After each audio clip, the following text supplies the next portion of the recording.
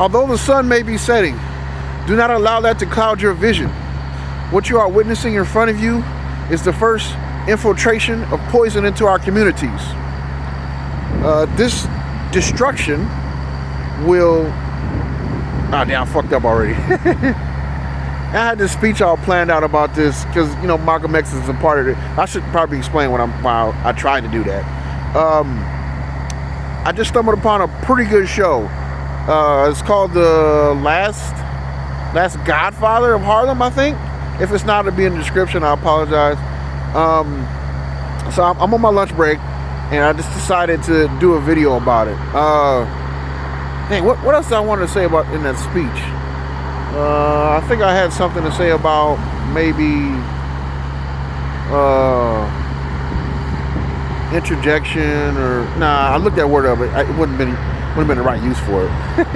Anyway, I know I'm going off on a little rant here. So this series stars Forrest Whitaker. You got the individual who played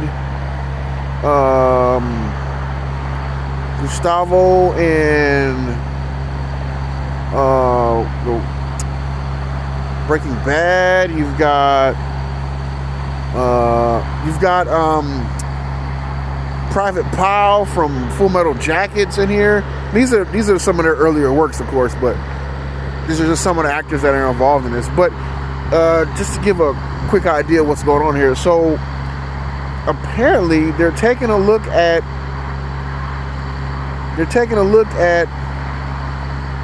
this brief time period in American culture. It's actually, if I'm not mistaken, it's at least, in my opinion, this is literally a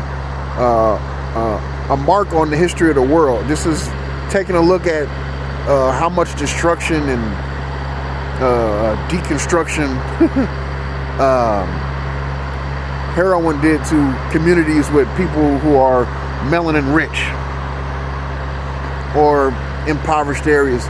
But I don't even think they were overall impoverished to begin with before the interjection. So I keep using that word. This sounds good, but it's not right for this. I don't even think that a lot of these communities were that bad off before this vice, to use a lighter term, this vice came rolling in and just devastated it like an atomic bomb. But anyway, they're taking a look at least one of the major players involved in the New York scene of the drug trade. It's an interesting story. I'm vaguely familiar with it. He's one of the only black individuals to basically not necessarily stand shoulder to shoulder, but to stand up and stand tall in the face of the mafia in America, which is not a small thing to do because of the amount of power that the mafia wielded and the ties that they had and the amount of leverage they were able to use. Hope it's not too windy. And the amount of leverage they were able to use in order to basically make a brand for themselves and set out a nice little market, if that makes any sense. So now that I've done this little history, talk about the show. So, God, man, there's so much to talk about. So it starts off with him getting off a very, very famous prison in the Bay Area, Alcatraz. I would think it'd be Rikers, but anyway, I'm not from New York, so I don't know if that's actually an island or they just call it Prison Island. I don't know, but he gets out of that prison and he comes back, and they're not holding any punches back in this series. They're not being subtle about anything. Everything's up front and forward. You know exactly where all the characters stand when the first time you meet them, and you know exactly what this main character is going through. As he's back, not even a couple of hours from being incarcerated for probably over 10 years, there's individuals, everybody's asking him for something. Everybody's trying to dig in his pocket. So you see that, and you also see how calm he is in this situation. But then they take this opportunity to how should I put this? They take this opportunity to showcase the horrors of prison, which I'm like, in my head, I'm just thinking like, there's no way they're gonna jump right into that, but they did. You know, he almost breaks down right there, and again, they're showing a strong woman behind him who's like, I refuse to let you get any of this honey unless you tell me about what happened in there. You need to be on stable ground when you're out here, because she understands, well, that character understands that he may seem all right, but that'll eat at you, and it'll come out in different places, and it may come out aimed at her, it may come out aimed at the child that they have, it may come out somewhere else. And she's telling him, let's get it out right now, let's talk. So continuing on in this episode, we're introduced to some of the mafia characters. If I've left anything out, I apologize. I watched it a couple of hours ago, so can't exactly remember every little detail. I hope it's not too windy. But anyway, just to feel like sitting down in the truck while I made this video. So moving on, we get introduced to the first mafia character, but through one of his Bumpy Johnson's, or Bumpy's, let's call him that, through one of his establishments. I don't think it's right. Yes, it's come in and like kind of like shooken up. I don't think it was necessarily robbed. One of the individuals winds up getting shot through the kneecap, and he's like, what's going on, who did this? And they figure everything out. It gets down there and things come out. Okay, they're in the heroin business, and he's telling them, hey, you know, we got to put you in your place, this, that, and the third. And he's like, what are you talking about? But he has ties with higher ranking officials in the mafia. So this guy who he's dealing with isn't necessarily an asshole, but he's trying something. He's testing the waters for sure. He's got an individual from the mafia, but from a different town. And you know, there's this old saying, you can't touch a made man, or whatever the case may be. Pretty sure that's true. So Bumpy has a razor on him and a shotgun, and he really wants to move forward with eliminating this guy, which, like I said, they're not holding any punches. So continuing on through the episode, I'm trying to think what happened after that. So after that encounter, the whole time it's evident that this Bumpy character, that he's actually thinking. Now something else comes up, just by coincidence, if you will, or TV magic. A lady comes asking a favor, and his wife was like, hey, just sit down and talk to her. It's no big deal. She helped us when you were gone. He's like, okay, I'll talk to you. And he starts talking to her. My son is this and that.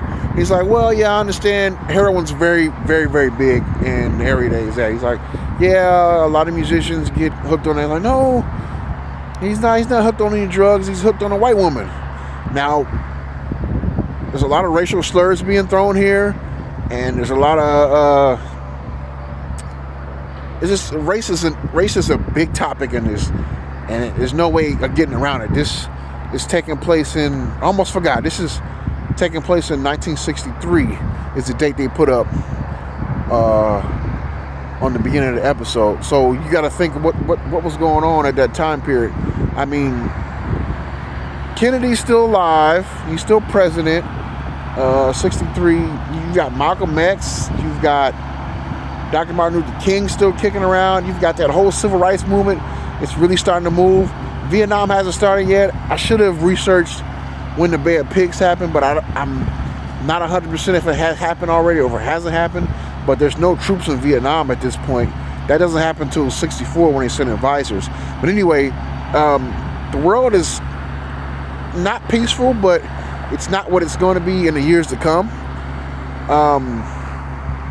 So try to get back to the show. So I just like this. Interesting. This is very interesting. I like this time period. I'm really interested to see how they play it with these different characters. So this situation with this mother's musician son turns out to be very beneficial to Bumpy, because this white woman that white girl that he's in love with happens to be the daughter of the mob boss that he's basically right on the edge of going to war with. And the mob boss happens to be looking for her. So if he could locate them, he could use his daughter as he could use this guy's daughter as leverage in order to stop a war, basically. And if you've watched this episode or watched this series, I have not forgot probably one of the more controversial things that so far that I can see that's surrounding this particular series is the portrayal of Malcolm X. Now, it's common knowledge that Malcolm X led a life of crime before he became Malcolm X. He was Malcolm Little. He was like, he went to jail a couple times for petty stuff, if I'm not mistaken. I mean, of course, I'm not about. I don't know his life story word for word, but I know enough. And apparently, this bumpy character and Malcolm X were somewhat close. Maybe you could say acquaintances in this underworld. And Bumpy is playing Malcolm for man because he has the fruit of Islam. They mentioned the fruit of Islam. I could go on and on about all these things that are inside this episode. I mean, there's so much. I don't want to dwell too much on that. Let me see what else I want to mention. I want to mention a certain part. They take the time to show the effects of heroin in these communities, which I think is so important. These communities were basically almost leveled by this drug, and they show that inside this series, which I can't be happier to see something like this. I don't know, I'm almost speechless, but of course I'm not. I've been talking for about 11 minutes about it. So anyway, I'm going to continue to do videos on it now. This is another series, but it seems like there may only be one season, which is a bummer or pretty sad, but I'm going to finish the rest of the season. Oh, and if you like me ranting about this series, I've also got The Mandalorian, which I crapped out in a little bit. I've got Breaking Bad. I've got some movies up. And I'm also doing The Wire and Futurama currently. So go check those videos out if you like me talking like this.